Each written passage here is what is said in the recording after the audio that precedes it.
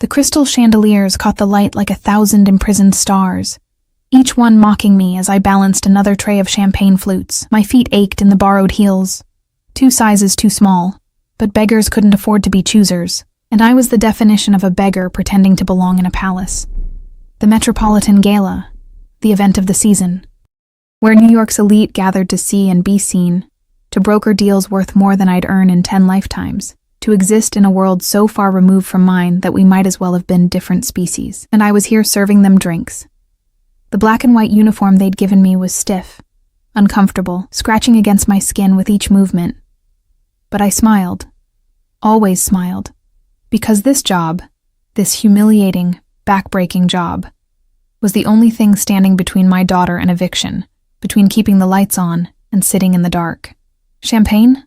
I offered, approaching a cluster of women dripping in diamonds that could pay off my student loans 3 times over. They looked through me, literally through me, as if I were made of the same glass as the flutes I carried. I'd grown used to invisibility. In their world, service staff were furniture with pulses. I moved through the ballroom, my reflection catching in the gilt-edged mirrors that lined the walls. Pale, tired. My dark hair pulled back so tightly it gave me a headache, because God forbid a single strand fall out of place. My face bare of makeup, except for the mascara I'd salvaged from the bottom of a tube, trying to look presentable, professional, invisible in the right way. The orchestra swelled, something classical, something expensive sounding. Couples moved onto the dance floor, their movements fluid and practiced. Old money knew how to waltz. I barely knew how to keep my balance in these shoes. Emma. I turned to find Marcus, the head server, gesturing sharply toward the main entrance. VIP arrival. Make sure the champagne table near the East Gallery is fully stocked. Now, I nodded, grateful for something to do that took me away from the crowd. The East Gallery was quieter, less populated, a small mercy. I was arranging the bottles when I felt it. That peculiar sensation of being watched. The hair on the back of my neck stood up, my skin prickling with awareness. I turned slowly, expecting to find Marcus checking on my work. Instead, I found him. Ethan fucking Carmichael. He stood 15 feet away, devastating in a custom tuxedo that probably cost more than my car, back when I'd had a car. Dark hair perfectly styled. Sharp jawline, those blue eyes that had once looked at me like I was something precious. Something worth keeping. Before he'd decided I wasn't, my heart seized in my chest, that familiar ache spreading through my ribs like poison. 3 years. 3 years since he'd told me I wasn't suitable for his lifestyle, that I didn't fit into his world, that loving me had been a mistake he needed to correct. 3 years. And he still had the power to make me feel small. He was with someone, of course, a willowy blonde in a dress that cost more than my rent, her hand possessive on his arm, her laugh tinkling like the champagne glasses I carried. Everything I wasn't. Everything I could never be. I turned away quickly, my hand shaking as I reached for another bottle. Maybe he hadn't seen me. Maybe I could disappear into the wallpaper, into the shadows, into the blessed anonymity of the serving class. Emma? His voice. God, his voice still did things to me I wished it didn't. I straightened slowly, forcing my face into a neutral mask, the kind I'd perfected over months of customer service jobs. Professional. Distant. Dead inside. Can I help you, sir? The words tasted like ash. Something flickered in his eyes. Surprise? Discomfort? Did he actually have the capacity to feel shame? I didn't know you were... He stopped, glancing at his date, who was watching our exchange with barely concealed curiosity. Working here. Life's full of surprises, I said, my voice flat. Champagne? I held out the tray like a shield, like a wall between us. He didn't take one. Emma, your date looks thirsty, I interrupted, looking past him, through him, giving him the same treatment his people had been giving me all night. Enjoy your evening, sir. I walked away, my head high, my heart in pieces. Again. Always again. The rest of the evening blurred into a haze of fake smiles and aching feet. I avoided the East Gallery, avoided anywhere Ethan might be, which was nearly impossible in a ballroom with only so many exits. I was refilling my tray near the kitchen entrance when the energy in the room changed. It was subtle at first. Conversations faltering mid-sentence, heads turning toward the main entrance, a ripple of awareness spreading through the crowd like a wave. The orchestra continued playing, but somehow the music seemed quieter, as if even the instruments were holding their breath. And then I saw why. He entered like a storm contained in human form, tall, easily 6'3" or 6'4", moving with a predator's grace that made everyone else look clumsy by comparison. His tuxedo was immaculate, perfectly tailored to a frame that suggested controlled violence beneath the civilized exterior. Dark hair, darker eyes, a face too sharp to be classically handsome but compelling in a way that made it impossible to look away. But it wasn't just him. 2 men flanked him, mountains in expensive suits with cold eyes that scanned the room like security cameras. Earpieces, hands that never strayed far from their jackets. Military precision in every step. The crowd parted for him without being asked, like the Red Sea. Like he was Moses, and they were the water, and getting in his way wasn't just rude, it was dangerous. I'd lived in New York long enough to recognize power when I saw it. Real power.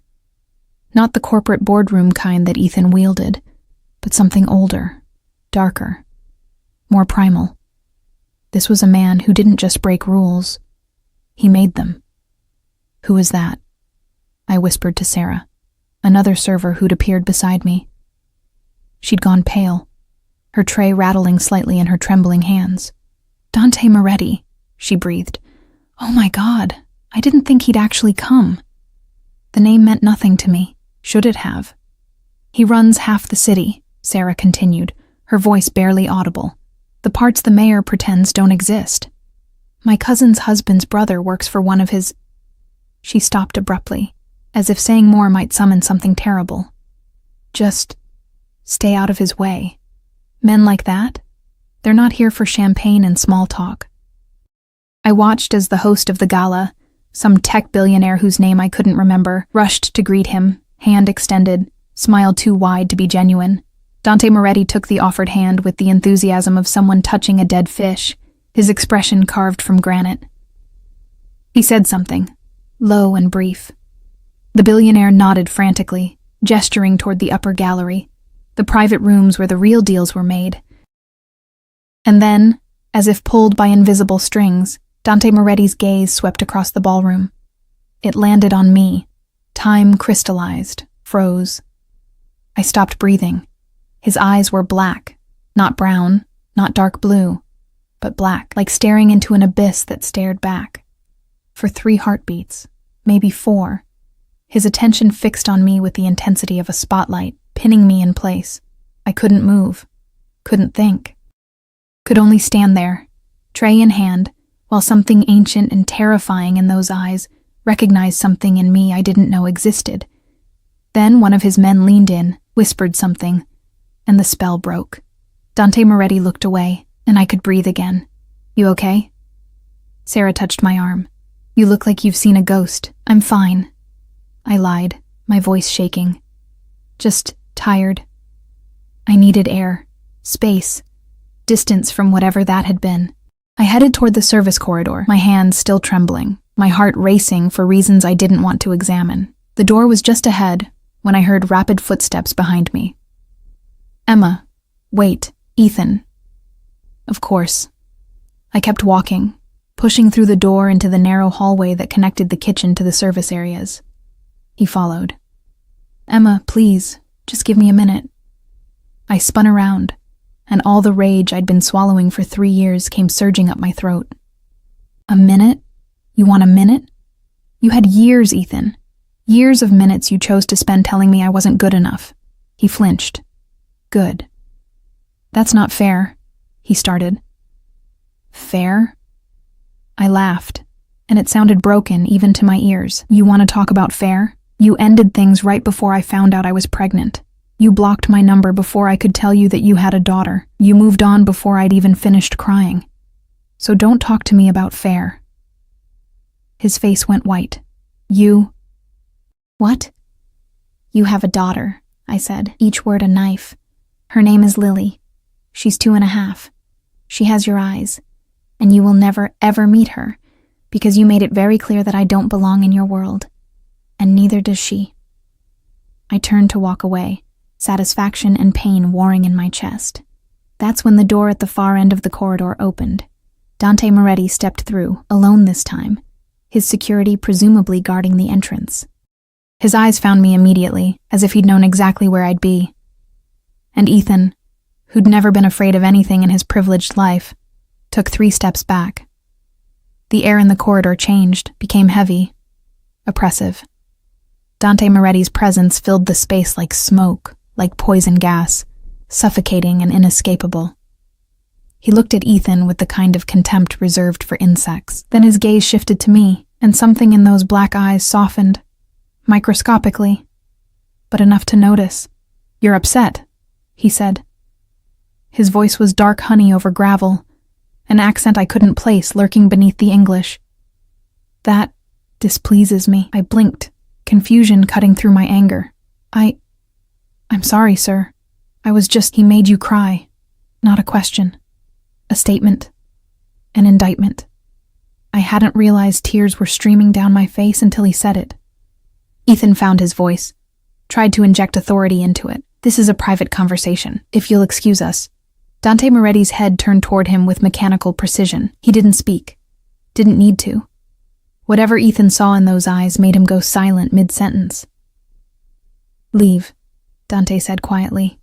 "Before I change my mind about letting you." Ethan left. Practically ran.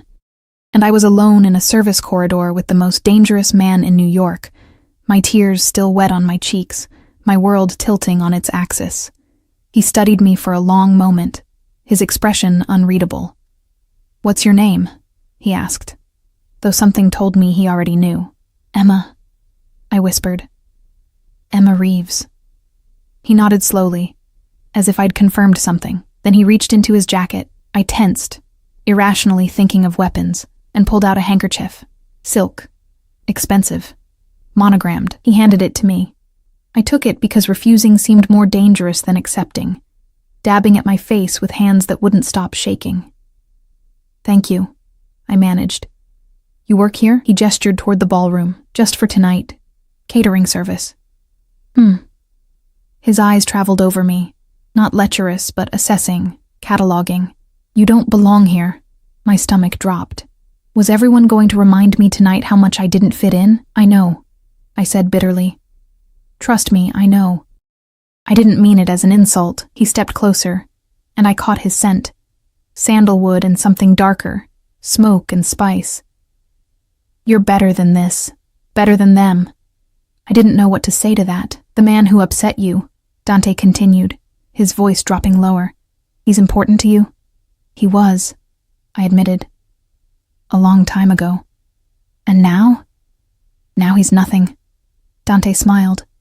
It was barely there, a ghost of an expression, but it transformed his face from terrifying to something that made my breath catch. "Good," he said. "You should go home. Rest. Forget tonight happened." He turned to leave, and I should have let him. Should have counted my blessings that this bizarre interaction was ending. Should have gone back to my champagne trays and my borrowed shoes and my invisible existence. Instead, I heard myself say, "Why did you come down here?" He paused, his hand on the door. For a moment, I thought he wouldn't answer. Then he looked back at me, and there was something hungry in his gaze. Something possessive that should have terrified me. "Because I saw you," he said simply. "And I wanted to see you closer." He left before I could respond, the door closing behind him with a soft click that sounded like a cage locking shut. I stood there, alone in the corridor, his handkerchief still clutched in my hand, the scent of sandalwood still in my nose. And I knew, with absolute certainty, that my life had just changed in ways I couldn't begin to understand. I made it home at 3 a.m, my feet bleeding inside the borrowed heels, Dante Moretti's handkerchief still tucked in my pocket, like a secret I didn't know how to keep. The apartment was dark, silent except for the hum of the refrigerator and the distant sound of sirens, the lullaby of New York's forgotten neighborhoods. I locked the door behind me, checked it twice, then collapsed against it, finally allowing myself to feel everything I'd been holding back. My hands were shaking, had been shaking since the corridor. Since those black eyes had pinned me in place, and that dark voice had said things that made no sense. I saw you, and I wanted to see you closer. I pushed off the door and moved through the cramped living room to the even smaller bedroom I shared with Lily. Mrs. Chen from next door had put her to bed hours ago, and she was sleeping peacefully, her small chest rising and falling, her dark curls spread across the pillow. Ethan's curls, his eyes, his daughter, whether he wanted her or not. I brushed a kiss against her forehead, breathed in her baby shampoo scent, let her innocence wash away some of the night's strangeness. "Mama's home," I whispered. "Everything's okay." But I wasn't sure if I was reassuring her or myself. Sleep didn't come easily. I lay in the dark, staring at the water-stained ceiling, replaying every moment. Ethan's shock when I'd told him about Lily. His cowardice when Dante Moretti had appeared. The way he'd fled like a child caught stealing. And Dante himself. The way the entire ballroom had shifted when he entered, like gravity had changed direction, and he was the new center everyone orbited around. The cold dismissal he'd given Ethan. The unexpected gentleness when he'd handed me his handkerchief. "You're better than this. Better than them." No one had ever said anything like that to me. Especially not someone who looked like they could buy and sell the entire building I lived in without noticing the expense. I finally drifted off around dawn, and my dreams were full of dark eyes and dangerous smiles. The next morning arrived too soon and too bright. Lily woke me by climbing onto my chest and patting my face with sticky hands. "Mama, hungry. Good morning to you too, princess." I kissed her nose, making her giggle. "Let's get you some breakfast." Our morning routine was practiced, efficient. I had exactly 45 minutes before I needed to drop her at daycare and get to my day job at the diner across town. Toast with butter for her, black coffee for me because we were out of milk again, and payday wasn't until Friday. I was brushing her hair when my phone buzzed.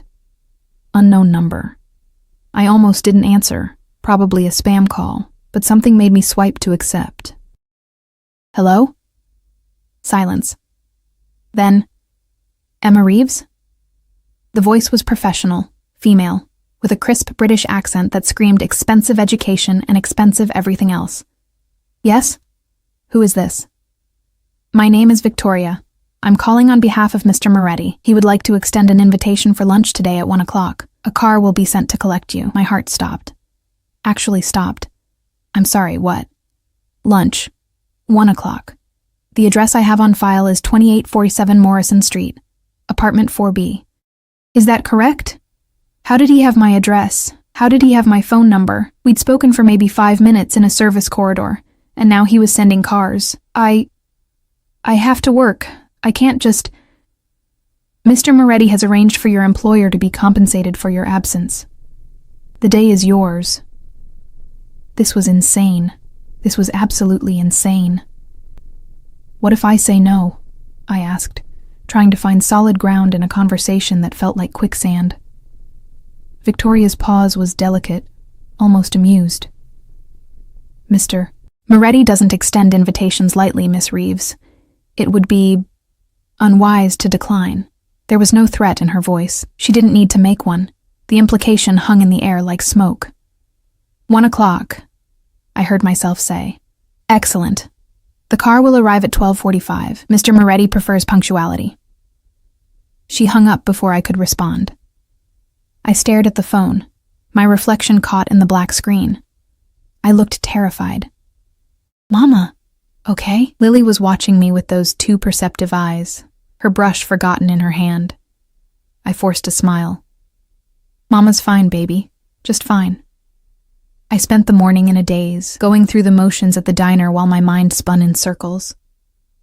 I told my manager I had a family emergency, watched his irritation morph into understanding when he checked his phone, and saw an email confirming a mysterious payment that more than covered my absence. How much power did someone need to make these things happen with a single phone call? At 12:30, I was back home, standing in front of my closet, which was less a closet and more a cruel joke. I owned exactly 3 outfits that weren't work uniforms or clothes with spit-up stains. None of them were appropriate for lunch with a man who probably ate at restaurants with Michelin stars.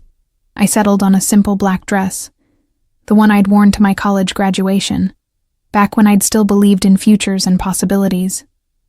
It was plain but clean, fitted but modest. I paired it with my only good shoes, the ones I saved for job interviews that never led anywhere. My hair I left down, dark waves falling past my shoulders because I didn't have time for anything fancy. Minimal makeup. I looked like myself, which meant I looked poor and trying not to be. At exactly 12:45, my phone buzzed. The car was here. I kissed Lily goodbye. Mrs. Chen had agreed to watch her for the afternoon, asking no questions but giving me looks that said she had plenty, and headed downstairs. The car waiting at the curb was a black Mercedes, the kind with windows so dark you couldn't see inside, the kind that cost more than I'd earn in a decade. A man in a suit stood beside it, his posture military straight, his expression carved from stone. Miss Reeves. He opened the back door. Please. I hesitated, every instinct screaming that getting in this car was a mistake, that I should run back upstairs and lock the door and pretend none of this was happening. But I thought of the electricity bill I couldn't pay, of Lily's daycare fees, of the eviction notice that had been taped to my door last week, and I thought of dark eyes that had looked at me like I was someone worth seeing. I got in the car. The interior smelled like leather and money. The seats were heated. Classical music played softly through speakers I couldn't see. The man who'd opened my door got into the driver's seat, and we pulled away from the curb without a word. I watched my neighborhood disappear through the tinted windows, the bodega on the corner, the broken streetlight, the graffiti-covered walls. We moved into different parts of the city, where the buildings grew taller and cleaner, where doormen stood guard and trees lined the sidewalks. 20 minutes later, we stopped in front of a restaurant I'd seen featured in magazines I couldn't afford. Can, the characters elegant and mysterious above a door, flanked by security that looked more appropriate for a bank vault. The driver opened my door. Mr. Moretti is waiting inside. I stepped out onto the sidewalk, feeling every eye on the street turn toward me. I didn't belong here. Everyone could see it. But I walked toward the entrance anyway, my head high, my heart hammering. The door opened before I could touch it. A hostess in a dress that cost more than my rent smiled with practiced warmth. Miss Reeves, this way, please. The interior was dim, intimate, with private booths separated by rice paper screens and lighting that felt like candlelight without actual candles. I caught glimpses of other diners, men in expensive suits, women in designer clothes, conversations conducted in whispers over plates that looked like art. The hostess led me through the main dining room to a private section in the back, separated by a solid door that she opened with a key card. And there he was. Dante Moretti sat alone at a table set for two, his attention on his phone, his presence filling the room like a dark star pulling everything into its orbit. He wore a suit in charcoal gray. No tie, the top button of his shirt undone in the only concession to casual I suspected he ever made. He looked up as I entered, and those black eyes fixed on me with an intensity that made my breath catch. Emma. He stood, and the simple gesture felt weighted with significance. You came. Did I have a choice? The words came out sharper than I intended. His mouth curved slightly. Not quite a smile. There's always a choice. You made yours. Please sit. I sat, my hands folded in my lap to hide their trembling. The hostess disappeared, the door closing with a soft click that sounded far too final. You arranged for my work to be covered, I said. You sent a car. You got my phone number and my address. How? I wanted to see you again, he said simply, as if that explained everything. So I made it happen. That's not an answer. It's the only answer that matters. He poured water into my glass from a crystal pitcher, the gesture almost domestic. You're angry. I'm confused. Yesterday you were a stranger. Today you're... What? Buying my time? Stalking me? Protecting you? I blinked. From what? From men like the one who made you cry. His expression darkened. Ethan Carmichael. I had him investigated after you left. The reports made for... interesting reading. Ice flooded my veins. You investigated him? You had no right. He abandoned you when you were pregnant, Dante interrupted. his voice still quiet but edged with something dangerous. Left you to raise his child alone while he spent his trust fund on cars and mistresses. He has 3 other children he doesn't acknowledge. 4 women he's destroyed with promises he never intended to keep. His eyes met mine. Tell me I had no right to know who hurt you. I couldn't speak. Couldn't process what he was saying. 3 other children? I whispered finally. 3. All under 5. All with mothers he discarded when they became inconvenient. Dante leaned back, his gaze never leaving my face. You were lucky he showed his true nature before you wasted more years on him. Lucky. I didn't feel lucky. I felt sick. Why do you care? I asked. You don't know me. We talked for 5 minutes. Why does any of this matter to you? For a long moment. He didn't answer. Then he reached across the table and took my hand. His skin was warm, his grip gentle but absolutely firm. When I was 15, he said, my mother was murdered by my father's enemies. They burned our house down with her inside while my father was away on business. I was at school. I came home to ashes and screams I'll hear until the day I die. My throat closed. Dante, she looked like you. His thumb traced circles on my palm, the gesture absent, automatic, not exactly. But the eyes. The way she carried herself, like she was holding the world together through sheer will even when it was breaking her. The kindness she showed to people who didn't deserve it. His jaw tightened. I saw you last night, serving drinks to people who looked through you like you were glass, and I saw her. And I knew I couldn't walk away. Tears burned behind my eyes. I'm not your mother. No. He raised my hand to his lips, pressed a kiss to my knuckles that sent electricity racing up my arm. You're better. You're here, and I'm going to make sure you stay safe. I don't need saving. Everyone needs saving, Emma. The difference is whether they'll accept it. A waiter appeared, silent, efficient, setting down plates I didn't remember ordering. Food that looked too beautiful to eat. Dante released my hand, and I felt the loss of his touch like a physical thing. Eat, he said. We'll talk more after. I picked up my fork, my appetite gone, but my survival instincts too strong to refuse food I didn't have to pay for. The first bite melted on my tongue.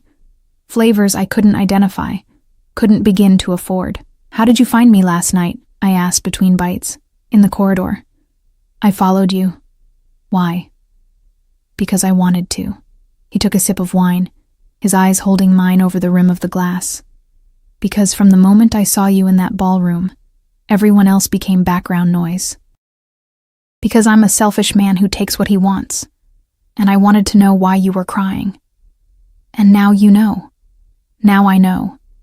He set down his glass, and now I'm going to fix it. You can't fix my life, Dante. Watch me.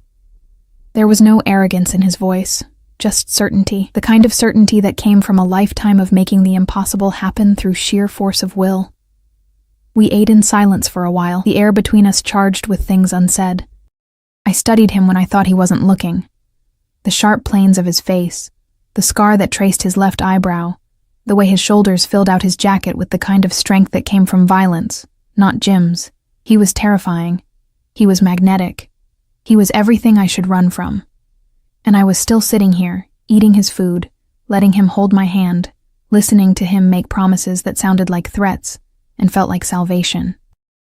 I need to get back to my daughter, I said finally, setting down my fork. Thank you for lunch, for everything. But I can't do this. Do what? Whatever this is. I have a child to think about. I can't get involved with... I gestured helplessly at him, at the restaurant, at the world he represented. This. Dante smiled. Really smiled this time. It was devastating. Emma? He said gently. You're already involved. You were involved the moment I saw you. The moment I decided you were mine to protect. He stood, moving around the table with predatory grace, tilting my chin up so I had to meet his eyes. But I'm not a monster. I won't force you into anything. I'll give you time to understand what's happening here. Time to see that this, us, is inevitable. There is no us. Not yet. His thumb brushed my lower lip and I stopped breathing. But there will be. Because I keep what's mine, Emma, and you're mine. You just don't know it yet." He stepped back, breaking the spell, and suddenly I could think again. "The car will take you home," he said, returning to his seat as if he hadn't just turned my world inside out. "Your rent has been paid for the next 6 months. There's an envelope on your kitchen counter with enough cash to cover your other expenses. You'll find a new phone as well. My number is programmed in. Use it when you're ready to stop fighting the inevitable." I stood, my legs shaking. "I can't accept." "You can. You will." His expression hardened slightly. "You have a daughter who needs stability. I'm providing it. Refuse if your pride requires it, but don't punish her for my generosity." He'd boxed me in. Perfectly. Completely. "This doesn't mean anything," I said, my voice breaking.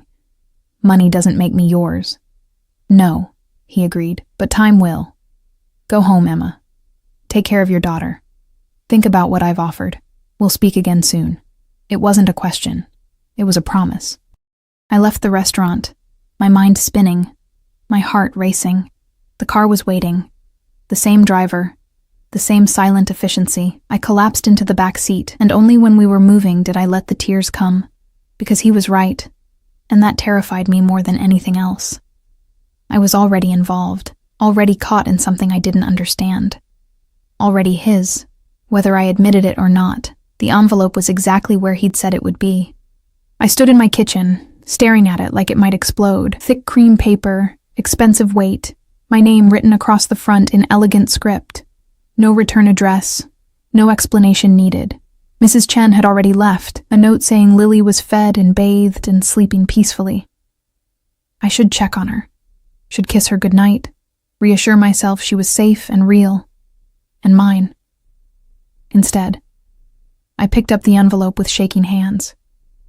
Inside was more cash than I'd ever seen in one place. $100 bills, crisp and new, bound in neat stacks. I counted once, twice. $30,000. $30,000. My knees gave out. I slid down the cabinet to the floor, the money spilling across my lap like obscene confetti. This was a year's salary. More. This was Lily's college fund. This was safety and security and choices I'd never had. This was a cage made of gold. Beside the cash was a phone, sleek, expensive, already charged. I powered it on with trembling fingers. One contact saved. Dante. No last name needed. Like he was the only Dante in the world. Maybe in his world he was. I should throw it all back in his face.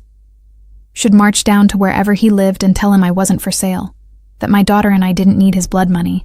That we'd survive the way we always had. Barely. Desperately. But on our own terms.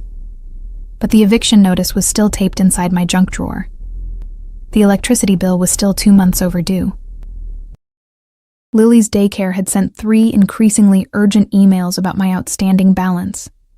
And I was so goddamn tired of drowning. I gathered the money with shaking hands, hid it in the back of my closet behind clothes I never wore, and went to check on my daughter. She was sleeping like an angel, her face peaceful, her small hand curled around her favorite stuffed rabbit, the one with the missing eye and the torn ear that I'd promised to replace when I could afford it. When I could afford it. That phrase had governed my entire adult life. Maybe not anymore. I kissed her forehead, breathed in her innocence, and made a decision that felt like jumping off a cliff. 3 days passed before I used the phone. 3 days of going to work at the diner, coming home to Lily, pretending everything was normal while Dante Moretti's presence haunted every corner of my life. I'd catch myself looking over my shoulder, expecting to see him watching from the shadows. I'd find my hand drifting to the pocket where I'd tucked his handkerchief, my fingers tracing the monogrammed initials. DM. Dante Moretti.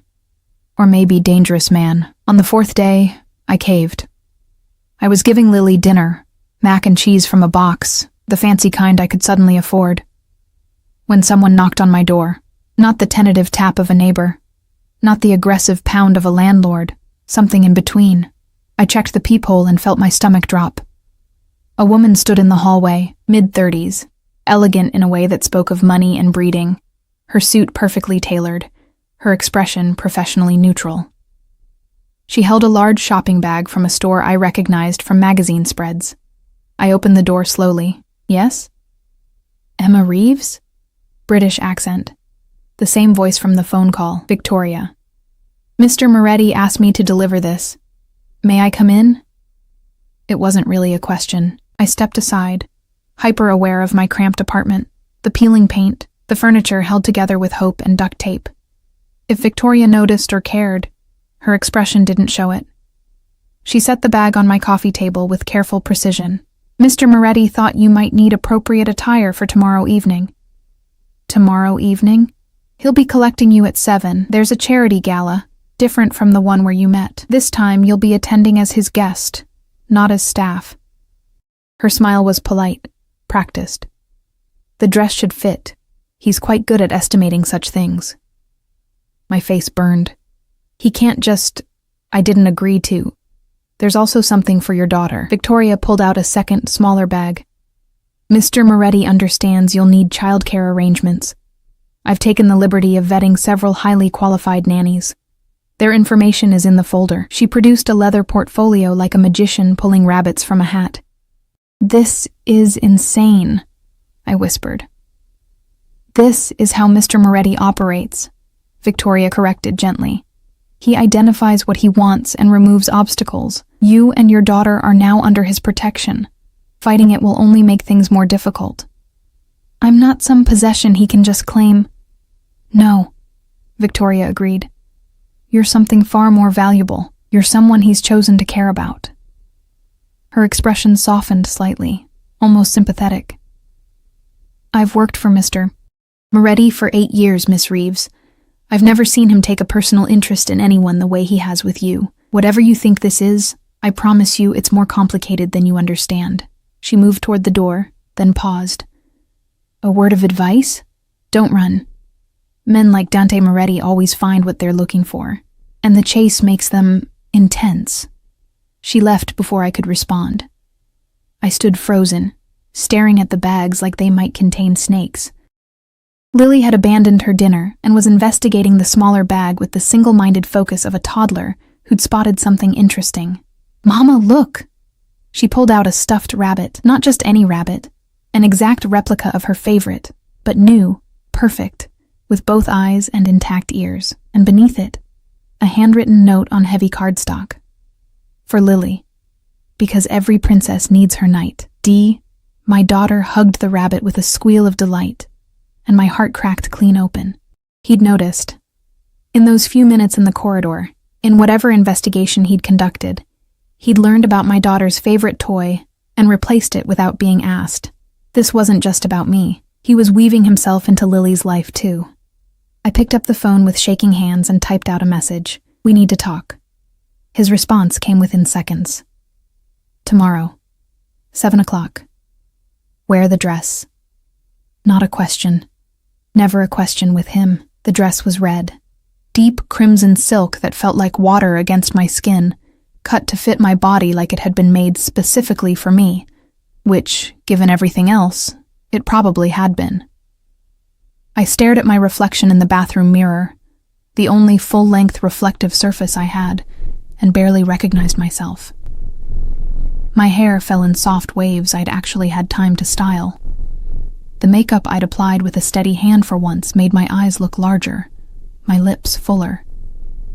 The dress transformed my body from young mother surviving on ramen to something else entirely. I looked like I belonged in Dante's world. The realization terrified me. Mrs. Chen was watching Lily again, paid in cash I'd peeled from Dante's envelope with fingers that felt like they belonged to someone else. She'd asked no questions, just given me a long, knowing look that said she understood exactly what was happening. At exactly 7 o'clock, my phone buzzed. I'm downstairs. No car this time. He'd come himself. I grabbed the small clutch Victoria had included, also perfectly matched to the dress, and headed down.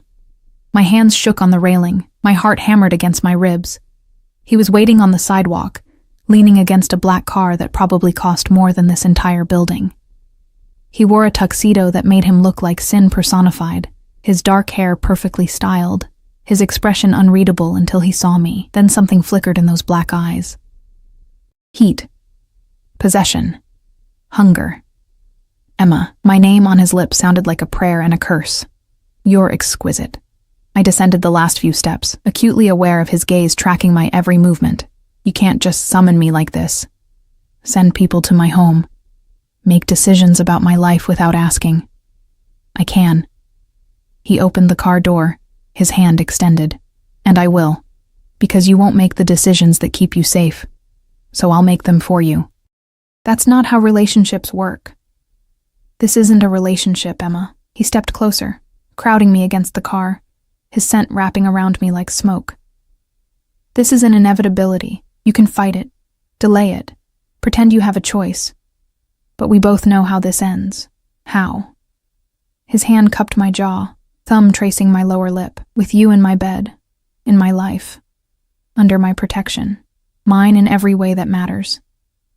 I should push him away, should slap that arrogant expression off his face, should run back upstairs and lock the door and never look back. Instead, I heard myself whisper, "You're insane." Probably. His smile was dark, dangerous. "Get in the car, Emma. Let me show you the world you were always meant to inhabit." I got in the car. The drive was silent, charged with tension that made the air feel thick. Dante sat close enough that I could feel his heat, far enough that we weren't touching, but his presence filled the space, made it impossible to think about anything else. "Where are we going?" I asked finally. "The Sinclair Foundation Gala. $5,000 a plate. New York's elite pretending to care about childhood literacy while they network and broker deals." His hand found mine in the darkness, lacing our fingers together. "You'll be at my side. You'll smile. You'll let them see that you're under my protection." "Why?" "Because Ethan Carmichael will be there." His grip tightened slightly, and he needs to understand that touching you, speaking to you, even looking at you is now a death sentence. Ice flooded my veins. "Dante, I don't make threats, Emma. I make promises. And I promised myself that anyone who hurts you will regret it." He raised our joined hands to his lips, pressed a kiss to my knuckles. "He abandoned you. Left you to struggle alone. That debt comes due tonight. I don't want revenge. This isn't revenge. This is a statement. You're mine now. The world needs to know it." We pulled up to a hotel that made the previous venue look modest. Valets rushed to open doors. Photographers lined the red carpet. Actual paparazzi, flashbulbs popping like small explosions. Dante emerged first, then extended his hand to me. I took it because refusing would mean falling on my face in front of cameras that were already swiveling toward us. The flashes were blinding. Questions shouted from every direction. "Mr. Moretti, who's your date? Is this a new relationship? Miss, what's your name?" Dante's arm wrapped around my waist, pulling me against his side with possessive certainty. He didn't answer the questions, didn't acknowledge the cameras. He just walked forward like he owned the world, and I was dragged along in his wake. We entered the hotel ballroom, and it was like the previous gala all over again.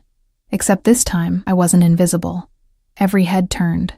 Every conversation paused. The weight of hundreds of eyes fell on us like physical touch, and I wanted to disappear, to melt into the floor. Dante's hand tightened on my waist. "Breathe," he murmured against my ear. "You're safe. I have you." We moved through the crowd, and it parted like the Red Sea again. But this time, people weren't just avoiding Dante. They were studying me, cataloging, assessing, trying to figure out who I was and why I mattered. "Dante?"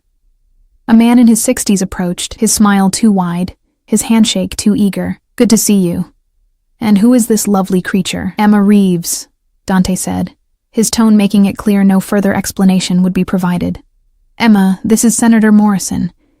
He's very interested in childhood literacy programs." The senator's eyes flickered with something like fear. "Of course. Very passionate about education. Perhaps we could discuss..." "Perhaps." Dante steered me away before the man could finish. We moved from group to group, Dante introducing me with my name and nothing else, as if that was all anyone needed to know. Some people were curious, some were cautious. All of them were respectful in a way that had nothing to do with me and everything to do with the man whose arm was around my waist. And then I saw him. Ethan stood near the bar, his blonde date from the previous week replaced by a redhead in emerald green. He was laughing at something someone said, his expression easy, careless, until he saw us. The laughter died. His face went pale, then red, then pale again. He whispered something to his date, who looked toward us with naked curiosity. "He sees you," Dante murmured, his lips against my temple. "Good." "Dante, please don't. I'm not going to hurt him, Emma. Not here. Not tonight." His hand splayed possessively across my hip. "I'm just going to remind him what he lost." He guided me directly toward Ethan, each step deliberate, predatory. I wanted to resist, to pull away, but his grip was gentle iron, inescapable. Ethan's date melted away as we approached, survival instincts clearly intact. Ethan stood alone, trying to project confidence and failing miserably. "Carmichael." Dante's voice could have frozen nitrogen. "Enjoying the evening?" "Moretti."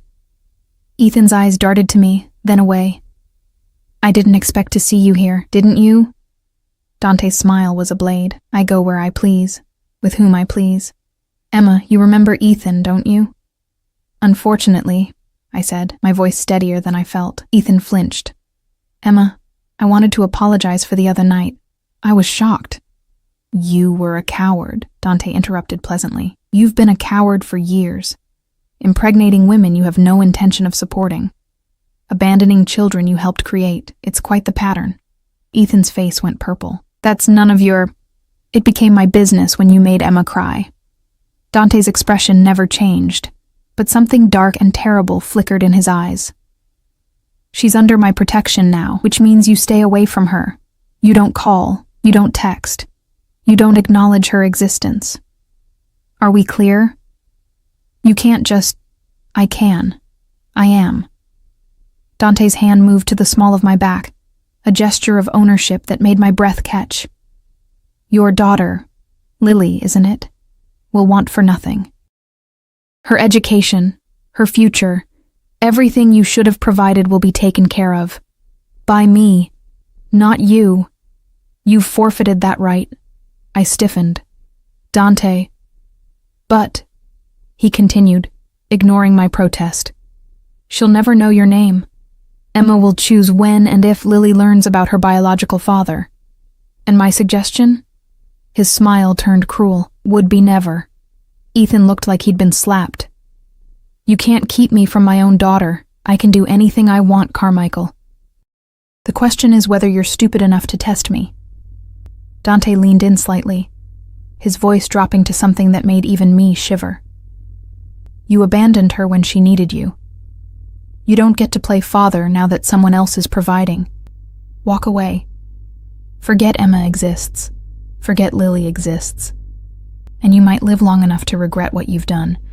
He turned us away before Ethan could respond, guiding me toward the dance floor where couples swayed to music I barely heard over the rushing in my ears. "You had no right," I hissed as his arms encircled me, pulling me into a waltz I didn't know how to dance.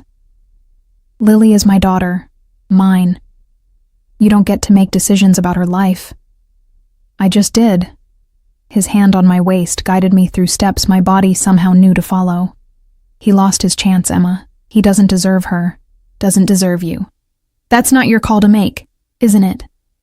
He spun me, and suddenly we were closer, his breath warm against my face. "You're mine. Your daughter is yours. Which makes her mine to protect too. I won't apologize for securing her future." Tears burned behind my eyes. "I'm not yours, Dante. Keep telling yourself that." His forehead rested against mine, our bodies moving together like we'd done this 1,000 times before. "But every time you don't pull away, every time you let me touch you, hold you, make decisions for you, you prove yourself wrong. And God help me, he was right. I wasn't pulling away. I was leaning in. I was letting him lead. I was starting to believe that maybe, just maybe, being his wouldn't be the worst thing in the world." The night bled into early morning before Dante finally took me home. We'd stayed at the Gala for hours, dancing, mingling with people whose names I'd never remember, existing in a bubble where I was someone important, simply because I stood beside him. His hand never left my body, a touch at my waist, fingers laced through mine, his palm spread possessively across the small of my back, claiming me, marking me, making sure everyone in that ballroom understood exactly who I belonged to.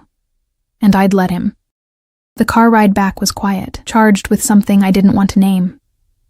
Dante sat close enough that our thighs touched, his hand resting on my knee, thumb tracing absent circles through the silk of my dress. "You were magnificent tonight," he said finally, his voice low, intimate in the darkness. "I didn't do anything. I just stood there while you orchestrated everything. You stood beside me. You didn't run. You let them see you're mine." His hand tightened slightly. "That's everything, Emma." We pulled up to my building, and my stomach twisted. The night was ending. Reality was waiting upstairs in the form of my sleeping daughter, and my cramped apartment, and my life that didn't include men like Dante Moretti. "Thank you," I said, reaching for the door handle, for the dress, for dinner, for everything. His hand caught my wrist. "I'm walking you up. That's not necessary. It's not negotiable." He was already out of the car, circling around to open my door, extending his hand like a king expecting obedience. I took it because arguing would wake the neighbors. We climbed the 3 flights in silence, his presence filling the narrow stairwell, making it feel smaller, more intimate. I fumbled with my keys, hyper-aware of him standing behind me, close enough that I could feel his heat. The door opened. Mrs. Chen looked up from the couch where she'd been dozing, her eyes widening slightly when she saw Dante. "Everything okay with Lily?" I asked, trying to sound normal. "Sleeping like an angel. No problems at all."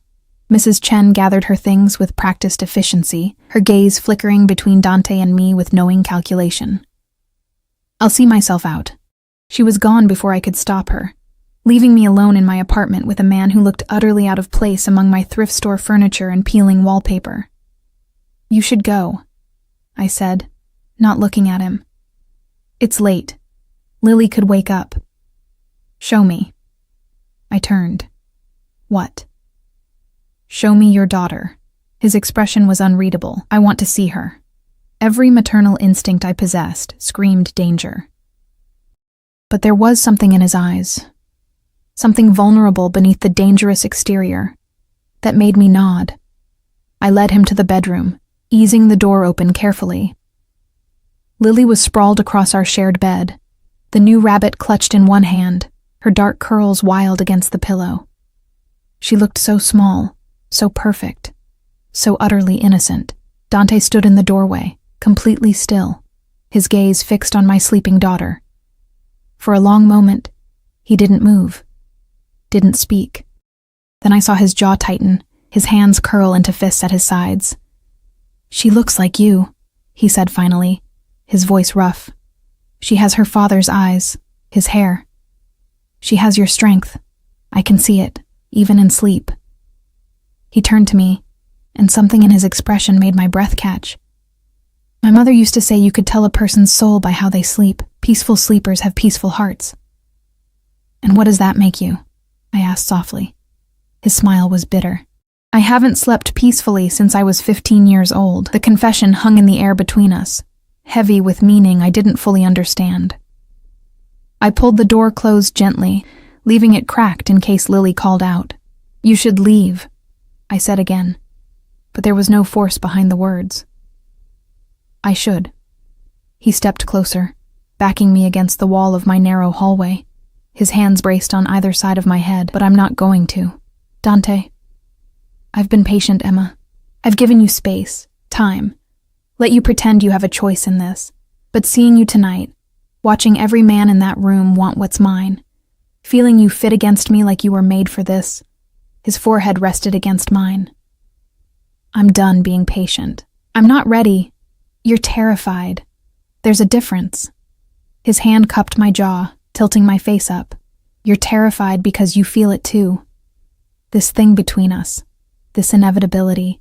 It's been less than a week. It's been a lifetime. I've been waiting for you my entire life, Emma.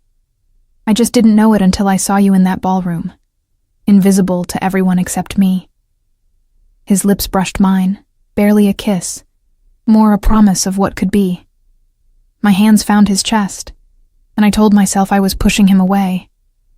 But my fingers curled into his shirt instead, holding him close. "1 week," I whispered against his mouth. "Give me 1 week to process this. To figure out what I want without you overwhelming every thought in my head." He pulled back slightly, his eyes searching mine. 1 week? And then we'll see. No. His thumb traced my lower lip, his expression absolute. 1 week. And then you're mine completely. No more hesitation. No more fear. You surrender, Emma. To this. To us. To me. That's not fair. Life isn't fair. But I am certain. And by the end of this week, you will be too. Lying. He pressed one more kiss to my forehead. Gentle and possessive all at once. Sleep well, beautiful. Dream of me. He was gone before I could respond, the door clicking shut behind him, leaving me alone with my racing heart and the certainty that I'd just made a deal with the devil. The week passed in a blur of Dante's presence, invading every corner of my existence. On Monday, flowers arrived. Not a dozen roses, 3 dozen, blood red, with a card that simply said, Day 1. On Tuesday, a package appeared. A new laptop for me, educational toys for Lily, and a note. You mentioned wanting to finish your degree. Here's how. Day 2. Wednesday brought a letter from my landlord saying the building had been purchased by a new owner who was waiving rent for all current tenants for the next year. I didn't need to guess who the new owner was.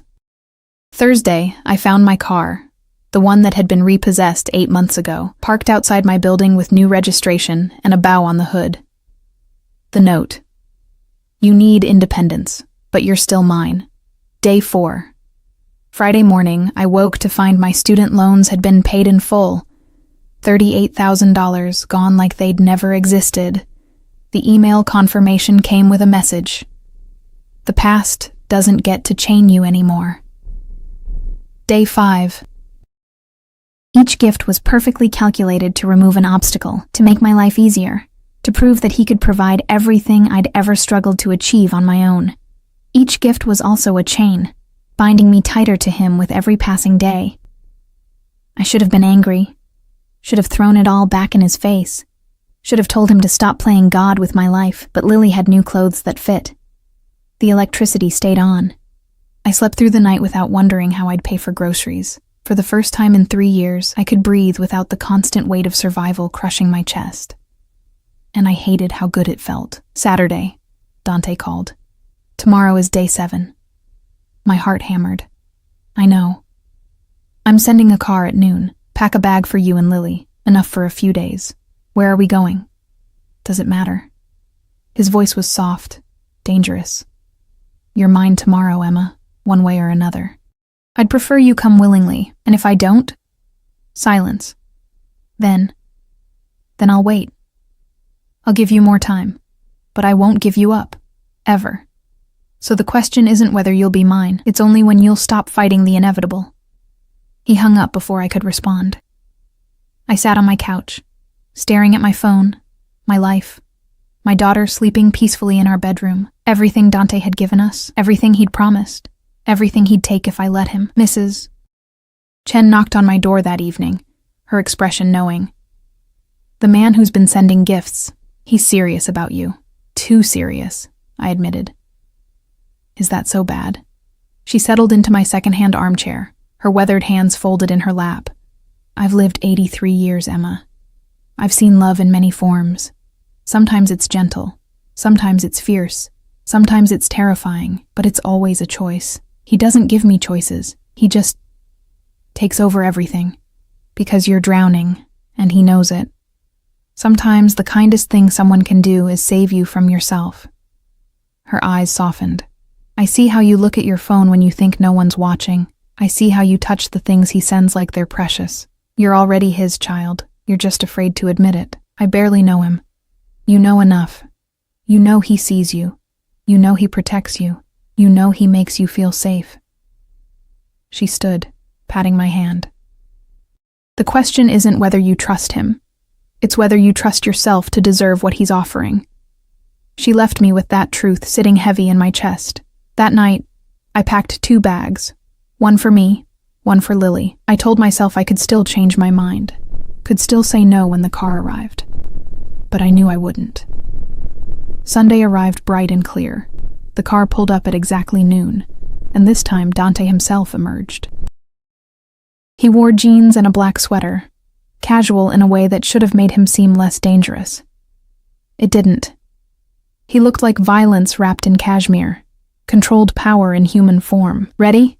he asked. I looked down at Lily, who was clutching her new rabbit, her eyes wide with excitement at the prospect of an adventure, then back at Dante, who watched me with absolute certainty that I'd say yes. "Where are we going?" I asked one more time. "Somewhere safe, somewhere mine." "Somewhere you can stop running and finally rest." I took his hand.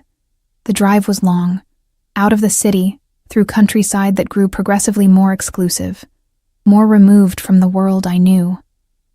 Lily chattered happily in her car seat, captivated by Dante's patient answers to her endless questions. He was good with her, gentle, attentive in ways her own father had never been. And watching them together broke something open in my chest. We arrived at a house that wasn't a house. It was an estate. Sprawling grounds, security gates, a main building that looked like it belonged in European countryside rather than upstate New York. "This is yours?" I breathed. "One of several properties, but this is home, where I come when the city gets too loud." He lifted Lily from her seat with surprising ease, her small hand finding his shoulder with automatic trust. "Where I want you to be." He showed us inside, and it was beautiful.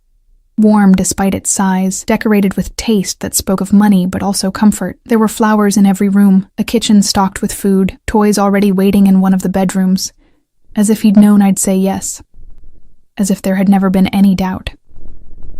"The upstairs east wing is yours," he said, setting Lily down so she could explore. "Your room, a nursery for Lily, private bathroom, your own space." "Where will you be?" I asked. "The west wing.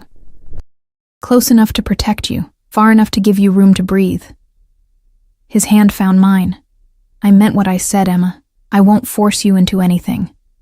This week was about proving I can provide for you, that you can trust me. What happens next is your choice. You said I was yours, that after today, you are mine. But being mine doesn't mean I take what you're not ready to give." He pulled me closer, his forehead resting against mine. "It means I'll wait, for as long as it takes, until you understand that this, us, is where you belong." Lily's laughter echoed from somewhere deeper in the house, pure and bright and happy in a way I hadn't heard in months. "She's safe here," Dante said softly. "You're both safe. No more worrying about rent or bills or whether you can afford groceries. No more drowning, Emma. I've got you. I'll always have you." I looked up at him, at this dangerous man who'd upended my entire life in a week, who'd given me everything I'd never dared hope for, who looked at me like I was something precious worth protecting. "Why?" I whispered. "Why me?" "Because I saw you," he said simply. "And once I saw you, I couldn't look away. Because you're strong and stubborn and beautiful and broken in ways I recognize. Because my mother would have loved you. Because—" He stopped, his jaw working. "Because I've been alone my entire life, Emma. And then I found you. And suddenly I wasn't anymore." The confession hung between us, raw and honest and terrifying. I rose on my toes and kissed him. It wasn't gentle. It was everything I'd been holding back all week. Fear and desire and surrender and need. His arms came around me immediately, crushing me against him, his mouth claiming mine with a hunger that should have scared me. It didn't. It felt like coming home. When we finally broke apart, both breathing hard, his eyes were black fire. "Emma, I'm yours," I whispered. "I've been yours since the corridor, since you handed me your handkerchief and looked at me like I mattered. I was just too afraid to admit it." His smile was devastating. "No more fear?" "Terrified," I admitted, "but I'm done running." "Good." He kissed me again, softer this time, reverent. "Because I'm done waiting." The first night in Dante's house, I barely slept. Not because I was afraid, though perhaps I should have been, but because Lily had finally crashed around 8 o'clock after hours of exploring her new room, the garden, the library that had more books than she'd ever seen. She'd fallen asleep clutching her rabbit, a smile still on her face, and I'd tucked her in with hands that trembled. Then I'd found Dante waiting in the hallway. "She's happy here," he said. Not a question. She's two. Everything's an adventure. I closed Lily's door gently. This doesn't mean... It means everything. He stepped closer, crowding me against the wall in that way he had, making the world shrink to just the two of us. It means you chose me, chose this, chose us. I chose safety for my daughter. You chose me, he repeated, his mouth a breath away from mine. Stop lying to yourself, Emma. You're stronger than that. He was right. God, he was always right. What happens now? I whispered. His smile was dark promise. Now you rest. Tomorrow I introduce you to the rest of my world. The parts that aren't charity galas and expensive restaurants. The parts that will make you understand exactly who I am. I know who you are. You know what I've shown you. Tomorrow you'll know the truth. He pressed a kiss to my forehead, gentle despite the hunger in his eyes. Sleep, Emma. You're safe here. You'll always be safe with me. He left me in the hallway, and I stood there for long minutes, my heart racing, my skin burning where he'd touched me. I was in too deep. I knew it.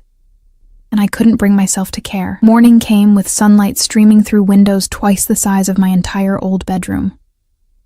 I woke to the smell of coffee and the sound of Lily's laughter echoing from somewhere downstairs.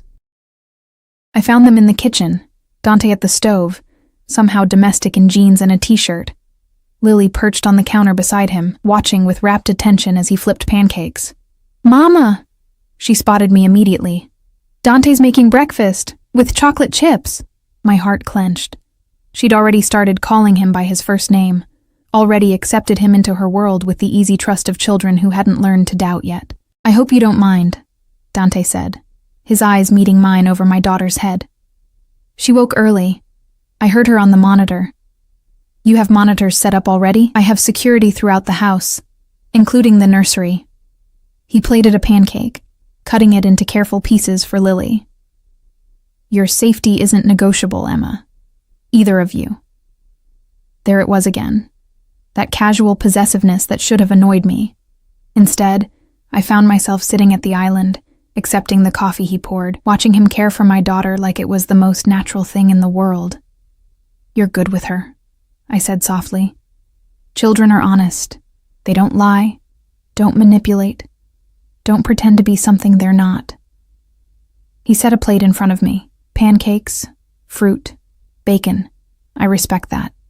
We ate in comfortable silence, Lily chattering between bites about all the things she wanted to explore today. The pool. The horses she'd spotted in the distance. The library again, because there were so many books. After breakfast, Dante's phone buzzed. He glanced at it, his expression hardening. I need to handle something, he said, his eyes finding mine. Business that can't wait. You'll stay here. I want to come. He went still. Emma, you said you'd show me the truth, show me who you really are. I stood, moving closer. I'm not a child you can protect from reality, Dante. If I'm yours, if we're doing this, then I need to understand all of it. For a long moment he studied me, something like approval flickering in his dark eyes. Lily stays here, he said finally. With security. With people I trust. Okay. What you'll see today, it may change how you look at me, then let it. I met his gaze steadily. I'd rather know the truth than live in a pretty lie. His smile was sharp, dangerous, proud. Get dressed. Something practical. We leave in 30 minutes. The business Dante needed to handle was in a warehouse on the outskirts of the city, in a neighborhood where even the streetlights seemed afraid to work properly. We arrived in a convoy, 3 black SUVs, men in suits with weapons I could see holstered at their sides. This wasn't the careful discretion of the Gala. This was raw power, undisguised and unapologetic. Dante helped me from the car, his hand possessive at my waist. Stay close to me. Don't speak unless spoken to. And if I tell you to leave, you leave. Understood? I nodded, my mouth too dry to form words. The warehouse interior was exactly what I'd expected. Concrete floors, harsh lighting, the smell of oil and fear. And in the center, tied to a chair, was a man I'd never seen before. He was bleeding. Not fresh wounds, but enough to suggest he'd been there for a while. His eyes widened when he saw Dante, and something like terror crossed his face. "Mr. Moretti," he gasped. "Please, I can explain how you stole from me?" Dante's voice was conversational, almost pleasant. It was the most terrifying sound I'd ever heard. "Explain how you thought I wouldn't notice $200,000 missing from the shipment accounts? It was a mistake. I was going to put it back. You were going to run." Dante circled the chair like a predator sizing up prey. "To Mexico, I believe, with your girlfriend and my money. Did you really think I wouldn't find out?" The man's face crumpled. "I have a family. So do I."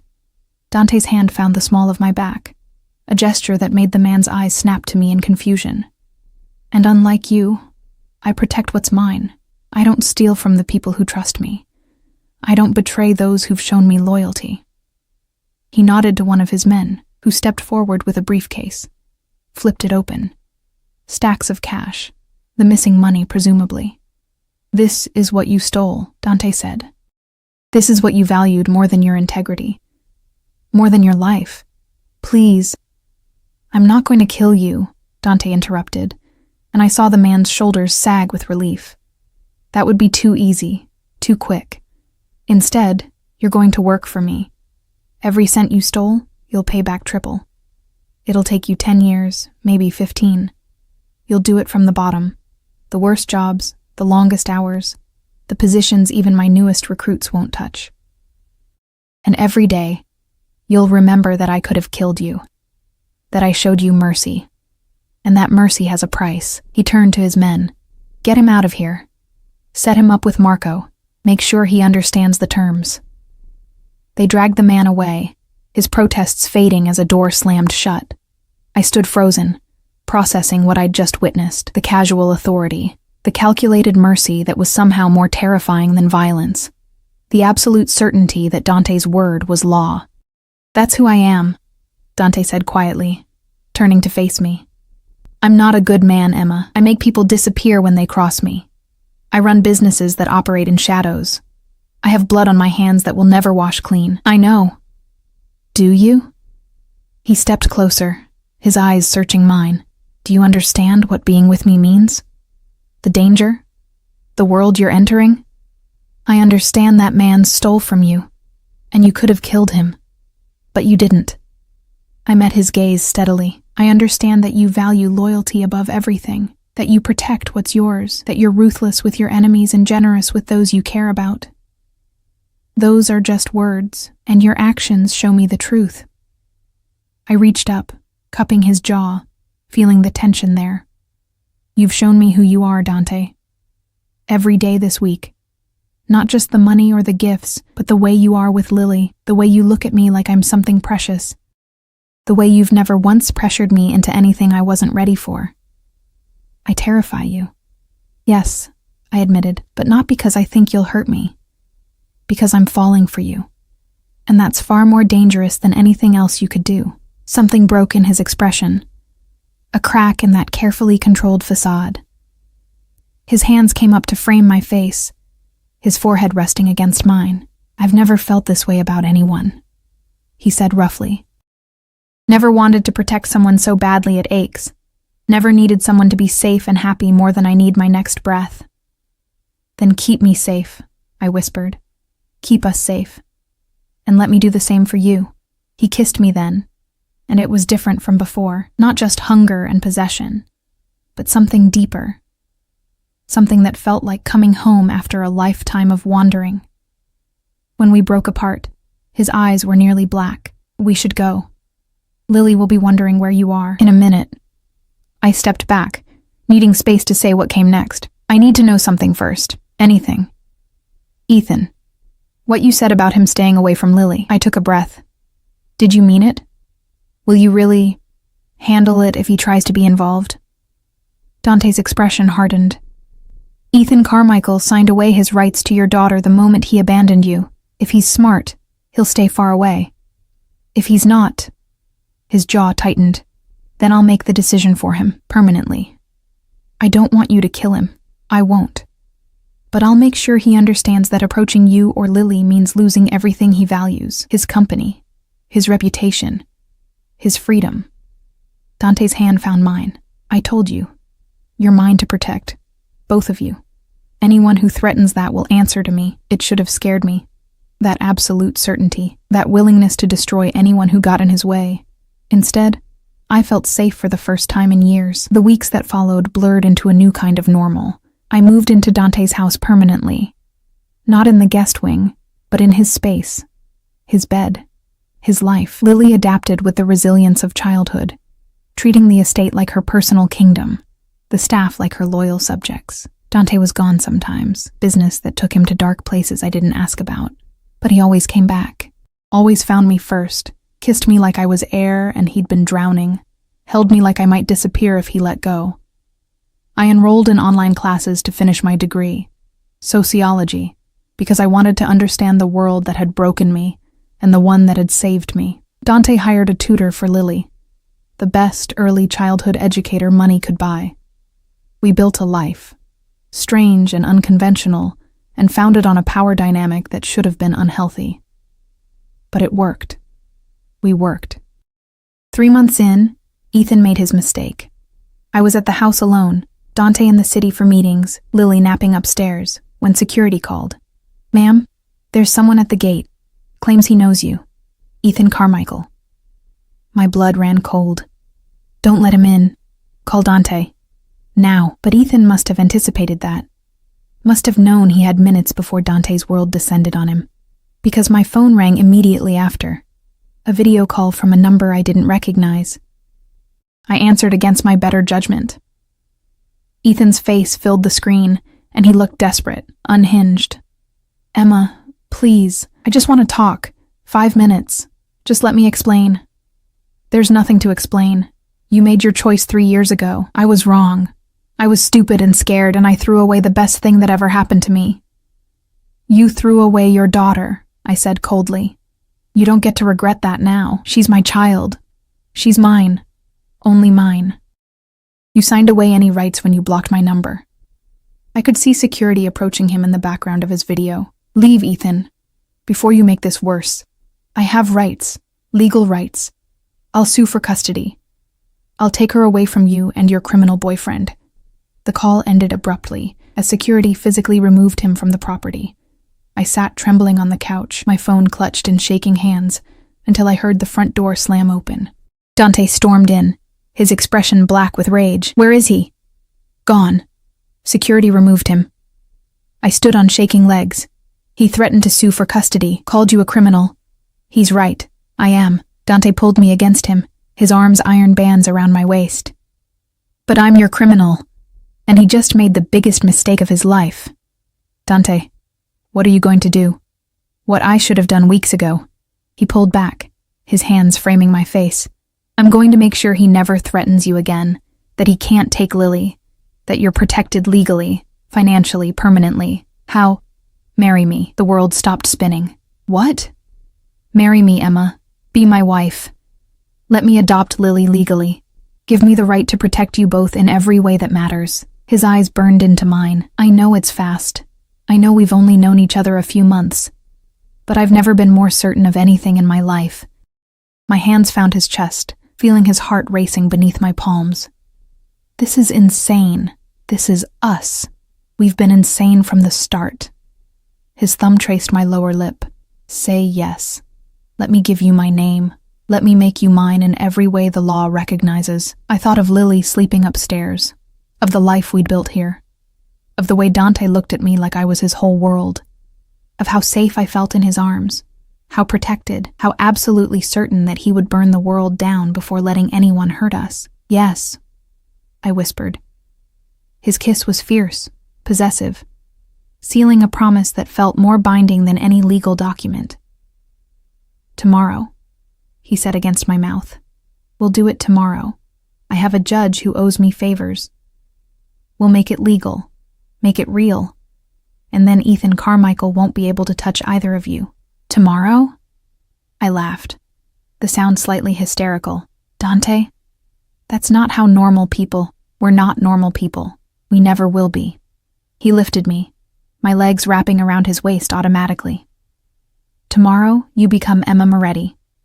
and anyone who tries to take you from me will learn exactly how ruthless I can be."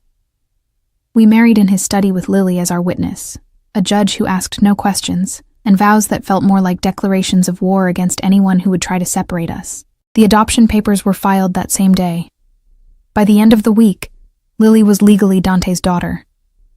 Ethan's lawyers received notice that any custody claim would be met with evidence of abandonment, criminal neglect, and a dozen other charges Dante's legal team had somehow unearthed. Ethan never contacted us again. Life settled into something that felt almost like peace. Dante's business continued. Darker things I chose not to examine too closely because I'd married a man who operated in shadows, and I'd done it with open eyes. But he kept that world separate from ours. From Lily's laughter echoing through the halls. From the life we built in the spaces between his empire. 6 months after the wedding, I found Dante in Lily's room, watching her sleep with an expression that made my heart ache. "She called me Papa today," he said without turning. "Did you know that?" I moved to his side, his arm coming around me automatically. "She asks me almost every night if you're her real daddy." I tell her yes, because you are. Her blood father is nothing. You're the one who reads her bedtime stories, who teaches her to ride horses, who checks for monsters under her bed. I looked up at him, at this dangerous man who'd become my entire world. You're her father in every way that matters. His kiss was soft, reverent. "I love you, Emma Moretti. You and our daughter. More than I thought I was capable of loving anything. I love you too." I settled against his chest, listening to his heartbeat, strong and steady and sure. "Even though you're terrifying and possessive and completely insane." "Especially because of that," he corrected with dark amusement. We stood there in the doorway, watching our daughter sleep, and I thought about the night I'd served champagne at a gala, invisible and exhausted and barely surviving. I thought about Ethan's rejection, his shock when he'd seen me with Dante, his pathetic attempt to reclaim what he'd thrown away. I thought about how Dante had looked at me in that service corridor and decided I was worth keeping. And I realized that sometimes salvation came from the most unexpected places. Sometimes the most dangerous choice was also the safest. Sometimes the man everyone feared was exactly the man you needed to fear for you. "Thank you," I whispered. "For what?" "For seeing me, for choosing me, for making me believe I deserved to be chosen." Dante turned me in his arms, his forehead resting against mine in that gesture that had become ours. "I didn't make you believe anything, Emma. I just reminded you of the truth you'd forgotten, that you were always worth everything. You just needed someone ruthless enough to prove it." Outside, the sun was setting over the estate, painting the sky in shades of crimson and gold. Lily stirred in her sleep, murmuring something about horses and pancakes, and Dante's arms tightened around me. Possessive and protective, and absolutely certain. I was home. We were home. And anyone who tried to take that away would learn exactly what happened when you threatened something that belonged to Dante Moretti, because I wasn't just his wife anymore. I was his queen, the mother of his child, the woman he'd chosen above all others.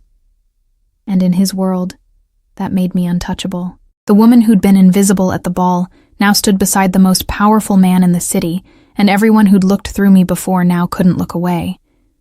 Ethan had rejected me until he'd seen me with Dante, but by then it was far too late. I belonged to someone who would never let me go, and I'd chosen him right back, with every fiber of my being. This was my life now, our life, and it was more than I'd ever dared to dream.